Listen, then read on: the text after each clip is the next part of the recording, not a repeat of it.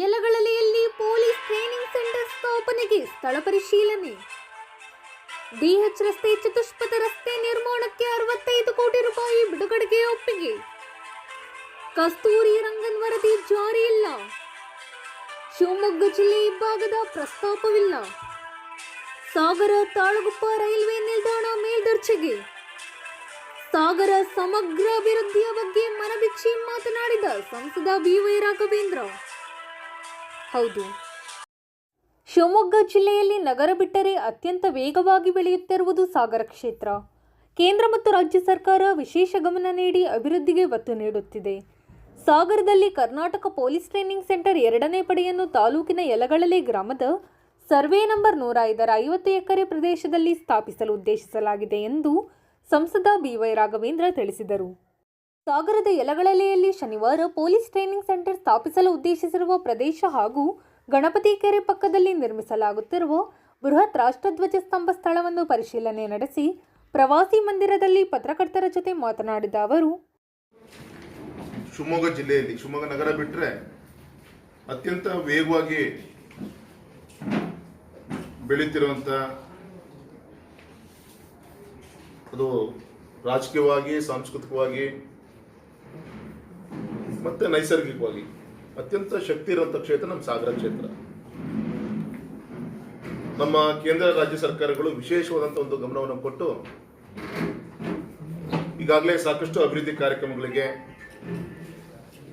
ಕೈ ಜೋಡಿಸುವಂಥ ಪ್ರಯತ್ನವನ್ನು ಮಾಡಿದ್ದಾರೆ. ಈ ಬಾರಿ ನಮ್ಮ ಶಿವಮೊಗ್ಗ ಕ್ಷೇತ್ರದ ಜನ ನಮಗೆ ಆಶೀರ್ವಾದ ಮಾಡಾದ್ಮೇಲೆ ನಮ್ಮ ಸಾಗರ ಕ್ಷೇತ್ರದ ಗೌರವಿತ ಶಾಸಕರಾಗಿ ಹಾಲಪ್ಪನವ್ರು ಗೆದ್ದಾದ್ಮೇಲೆ ಸಂಕಲ್ಪವನ್ನು ಮಾಡಿಕೊಂಡು ಒಂದು ಹೆಚ್ಚಿನ ಒಂದು ಅಭಿವೃದ್ಧಿ ಕಾರ್ಯಕ್ರಮಗಳು ಇಲ್ಲಿ ಆಗಬೇಕು. ಸೊ ಆ ದಿಕ್ಕಲ್ಲಿ ಕೇಂದ್ರ ರಾಜ್ಯ ಸರ್ಕಾರದ ಒಂದು ಸಹಕಾರದಿಂದ ಅನೇಕ ಯೋಜನೆಗಳನ್ನು ತರುವಂಥ ಪ್ರಯತ್ನಗಳನ್ನು ಮಾಡ್ತಾ ಇದ್ದೀವಿ. ತಮಗೆಲ್ಲರೂ ಕೂಡ ಗೊತ್ತಿದೆ, ರ್ಯಾಪಿಡ್ ಆಕ್ಷನ್ ಫೋರ್ಸ್ ಭದ್ರಾವತಿಯಲ್ಲಿ ನಾಳೆ 17ನೇ ತಾರೀಕಿಗೆ ಸನ್ಮಾನಿತ ಅಮಿತ್ ಶಾಜಿ ಅವರು ಬಂದು ಶಂಕುಸ್ಥಾಪನೆಯನ್ನು ಮಾಡ್ತಾ ಇದ್ದಾರೆ. ನಮ್ಮ ಕರ್ನಾಟಕ ರಾಜ್ಯದ 31 ಜಿಲ್ಲೆಗಳು, ಅದೇ ರೀತಿ ತಮಿಳುನಾಡು ಮತ್ತು ಆಂಧ್ರದ 4 ಜಿಲ್ಲೆಗಳು, ಗೋವಾ ಮತ್ತು ಪಾಂಡಿಚೇರಿ,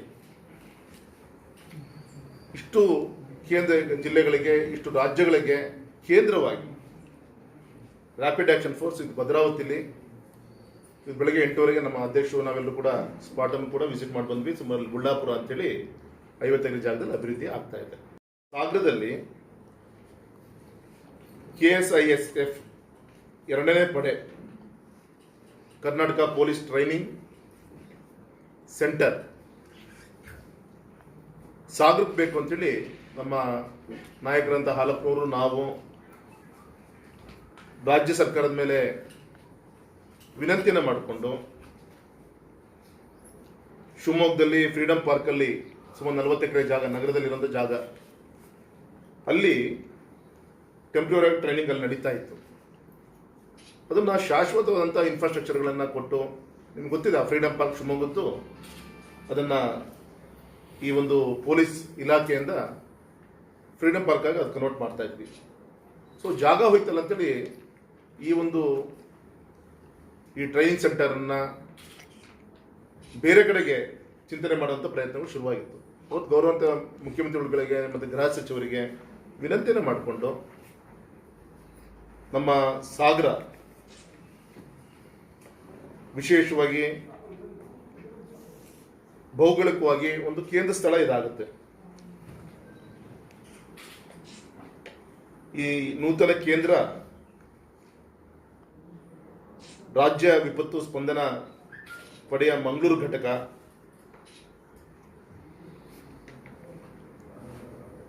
ಬೇಲಕೆರೆ ಕಾರವಾರಲ್ಲಿ ಅಲ್ಲಿ ಅದಿರ್ಬೋದು, ಹೊನ್ನಾವರ, ತದಡಿ, ಭಟ್ಕಳದ ಬಂದರುಗಳಿರ್ಬೋದು, ಶರಾವತಿ ಜಲವಿದ್ಯುತ್ ಯೋಜನೆ ಇರ್ಬೋದು, ಲಿಂಗನ್ಮಕ್ಕಿ ಅಣೆಕಟ್ಟಿರ್ಬೋದು, ಚಕ್ರ ಮತ್ತು ವರಹಾಯಿ ಜಲವಿದ್ಯುತ್ ಯೋಜನೆ ಇರ್ಬೋದು, ಕಾಳಿ ನದಿ ಯೋಜನೆ ಪ್ರದೇಶ ಇರ್ಬೋದು,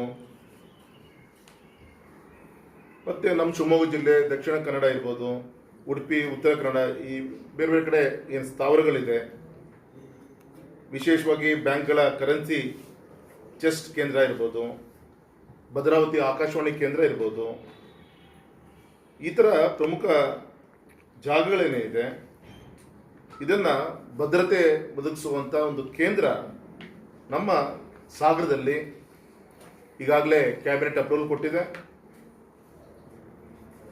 ಅದಕ್ಕೆ ಸಂಬಂಧಪಟ್ಟಂತ 50 ಎಕರೆ ಜಾಗ ನಮ್ಮ ರಾಜ್ಯ ಪೊಲೀಸ್ ಇಲಾಖೆ ಜಾಗವನ್ನು ಕೂಡ ಒಪ್ಕೊಂಡಿದೆ. ಸದ್ಯಕ್ಕೆ ಟೆಂಪ್ರರಿ ಶಿವಮೊಗ್ಗದಲ್ಲಿ ಟ್ರೈನಿಂಗ್ ಪ್ರೋಸೆಸ್ ಶುರು ಮಾಡ್ತೀವಿ. ಶಾಶ್ವತವಾಗಿ ಇಲ್ಲಿ ಈ 50 ಎಕರೆ ಜಾಗ ಕೇಂದ್ರ ಜಾಗ ಎಲ್ಲಿ ಬರ್ತದ್ದು? ಯಲಗಳೆ 105 ಸರ್ವೆ ನಂಬರ್. ಇಲ್ಲಿ ಪ್ರಪೋಸಲ್ನ ನಮ್ಮ ಶಾಸಕರು, ನಮ್ಮ ಅಧಿಕಾರಿಗಳು ಇದೆಲ್ಲ ನೋಡಿಕೊಂಡು ಕಳಿಸ್ಕೊಟ್ಟಿದ್ರು. ಇದನ್ನ ಅಧಿಕೃತವಾಗಿ ಈಗ ಇಲ್ಲಿ ಸ್ಯಾಂಕ್ಷನ್ ಆಗ್ತಾ ಇದೆ. ಜಾಗವನ್ನು ಕೂಡ ನಾವು ವೀಕ್ಷಣೆ ಮಾಡಲಿಕ್ಕೆ ಹೋಗ್ತಾ ಇದ್ದೀವಿ. ಅಂದರೆ ಈ ರೀತಿ ಸರ್ಕಾರ ಬರ್ತಿರುವಂಥ ಮೊದಲನೇ ತಿಂಗಳಲ್ಲೇ ದೆಹಲಿಗೆ ಬಂದಾಗ ನಮ್ಮ ರಾಷ್ಟ್ರೀಯ ಹೆದ್ದಾರಿ ಸಂಬಂಧಪಟ್ಟಂತ ನಮ್ಮ ಗಡ್ಕರಿ ಸಾಹೇಬ್ರನ್ನ ನಾವು ಭೇಟಿಯನ್ನು ಮಾಡಿದ್ವಿ. ರಾಷ್ಟ್ರೀಯ ಹೆದ್ದಾರಿ 206 ಕಿಲೋಮೀಟರ್ 278 ಇಂದ 286 ವರೆಗೆ ಈ ಸಾಗರ ಪಟ್ಟಣ, ಈ ವಿಶೇಷವಾಗಿ ನಮ್ಮ ಶಾಸಕರು ಕೆರೆಯನ್ನು ವಿಶೇಷವಾಗಿ ಕೆರೆ ಹಬ್ಬ ಅಂತಲೇ ಶುರು ಮಾಡಿ ಅದೊಂದು ಫೆಸ್ಟಿವಲ್ ಆಗೋ ರೀತಿಯಲ್ಲಿ ಪ್ರತಿ ವರ್ಷ ಕೆರೆ ಅಭಿವೃದ್ಧಿ ಆಗಿದೆ. ಈ ಒಂದು ರೀಚ್ ಏನಿದೆ ಇನ್ನೂ ಕೂಡ 2 ಲೈನ್ ಇದೆ. ಇದನ್ನು 4 ಲೈನ್ ಮಾಡಬೇಕು. ನಮ್ಮ ಸಾಗರ ನಗರ ಇನ್ನೂ ಬ್ಯೂಟಿಫಿಕೇಶನ್ ಆಗುತ್ತೆ ಅನ್ನೋದು ಅವ್ರ ಕನಸಿತ್ತು. ಅದಕ್ಕಲ್ಲೂ ಕೂಡ ನಾವು ಫಾಲೋ ಅಪ್ ಮಾಡಿದ್ವಿ. ಈ ವರ್ಷದ ಆನ್ಯುವಲ್ ಗ್ರಾಂಟ್ ನಮ್ಮ ರಾಷ್ಟ್ರೀಯ ಹೆದ್ದಾರಿಗೆ ಈಗಾಗಲೇ ನಮ್ಮ ಜಿಲ್ಲೆಗೆ ಮೊನ್ನೆ ಗಡ್ಕರಿ ಸಾಹೇಬರು ವರ್ಚುವಲ್ ಶಂಕುಸ್ಥಾಪನೆಯನ್ನು ಮಾಡಿದ್ರು. ಇದೇ ವರ್ಷ ನಮಗೆ ಅಡಿಷನಲ್ ಆನ್ಯುವಲ್ ಪ್ಲಾನ್ ಅನ್ನು ಮಾಡಿಕೊಟ್ಟು ಆ ದಿಕ್ಕಲ್ಲಿ ಒಂದು ವಿಶೇಷವಾದ ಪ್ರಯತ್ನ ಮಾಡಿದ್ವಿ. ಆ ದಿಕ್ಕಲ್ಲಿ ಯಶಸ್ವಿಯಾಗಿದ್ದೀವಿ. ಇನ್ನೊಂದು 15 ದಿನದಲ್ಲಿ ನಮಗೆ ಆ ಸ್ಯಾಂಕ್ಷನ್ ಕೂಡ ಸಿಗ್ತಾ ಇದೆ.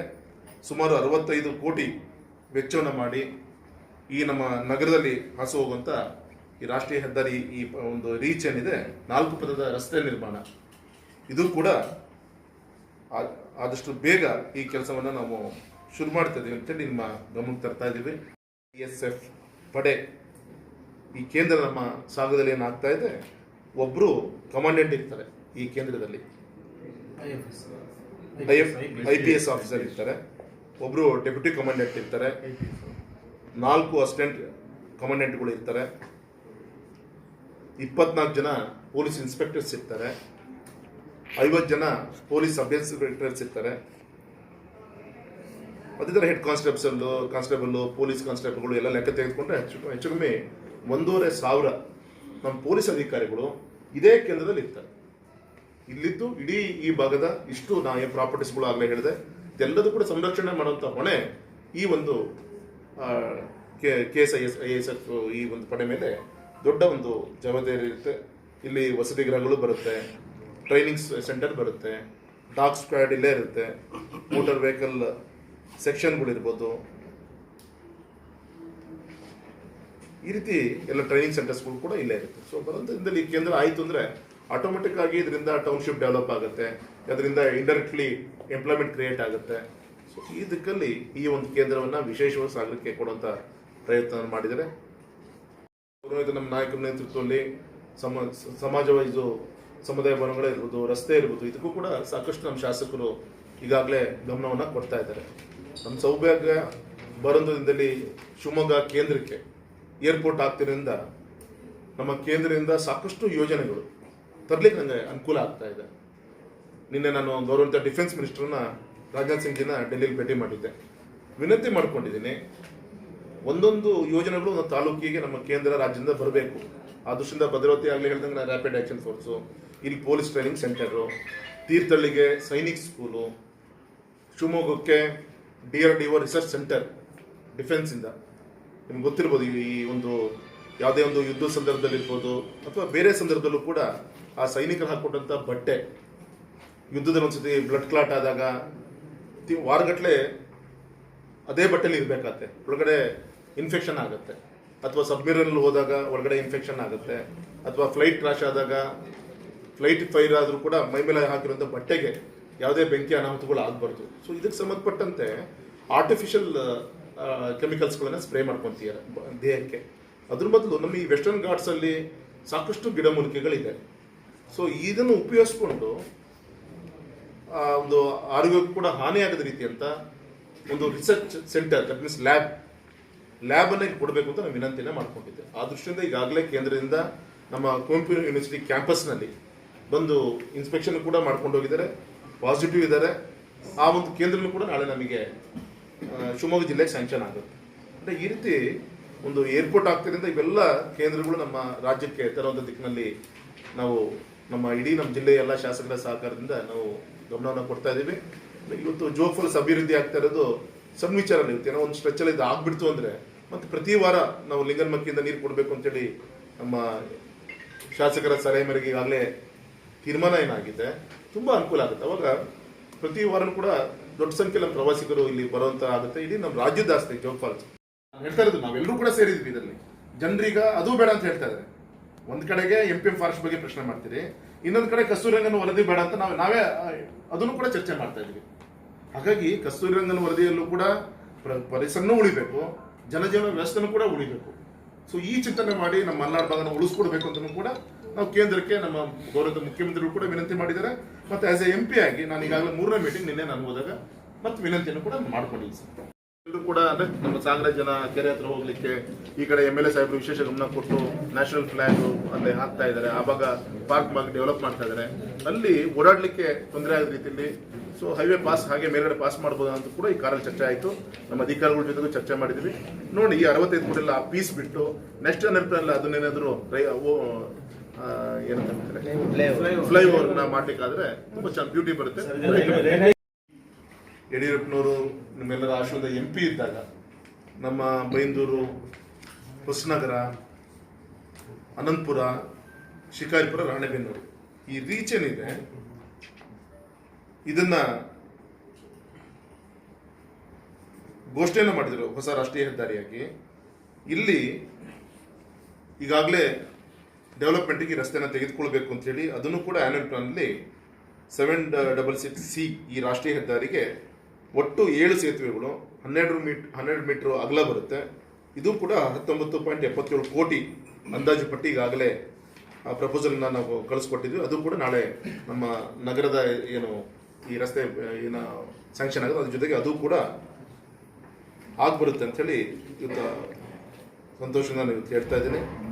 ಇದ್ರ ಜೊತೆಗೆ ಇದೇ ಬೈಂದೂರು ರಾಣೆಬೆನ್ನೂರು ರಸ್ತೆ ಪೂರ್ತಿ ರೀಚ್ ಡೆವಲಪ್ಮೆಂಟಿಗೆ 300 ಕೋಟಿ ಅದೊಂದು DPR ಮಾಡಿ ಕಳಿಸ್ಕೊಟ್ಟಿದ್ವಿ. ಅದು ಕೂಡ ಇದ್ರ ಜೊತೆಗೆ ನಮ್ಮ ಅಡಿಷನಲ್ ಆ್ಯನುವಲ್ ಪ್ಲಾನಲ್ಲಿ 3 ಕಳಿಸ್ಕೊಟ್ಟಿದ್ವಿ.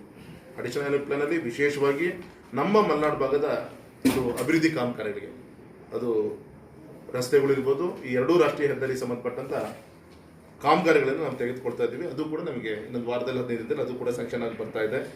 ಈ ಸಂದರ್ಭದಲ್ಲಿ ಶಾಸಕ ಎಚ್ ಹಾಲಪ್ಪ ಹರತಾಳು, ಬಿಜೆಪಿ ಜಿಲ್ಲಾಧ್ಯಕ್ಷ TD ಮೇಘರಾಜ್, ನಗರಸಭೆ ಅಧ್ಯಕ್ಷೆ ಮಧುರಾ ಶಿವಾನಂದ್, ಉಪಾಧ್ಯಕ್ಷ V ಮಹೇಶ್, ಪ್ರವಾಸೋದ್ಯಮ ಟಾಸ್ಕ್ ಫೋರ್ಸ್ನ ಲಕ್ಷ್ಮೀನಾರಾಯಣ್ ಕಾಶಿ ಇನ್ನಿತರರು ಹಾಜರಿದ್ದರು.